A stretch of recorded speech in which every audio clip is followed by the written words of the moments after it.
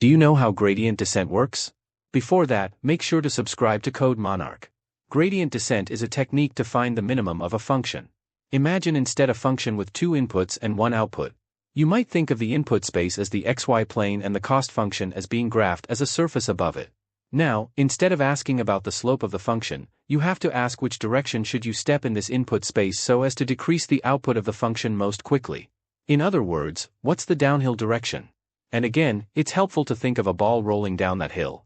Those of you familiar with multivariable calculus will know that the gradient of a function gives you the direction of steepest ascent. Naturally enough, taking the negative of that gradient gives you the direction to step that decreases the function most quickly.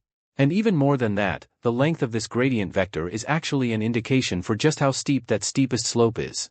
The algorithm for minimizing the function is to compute this gradient direction. Then take a small step downhill and just repeat that over and over.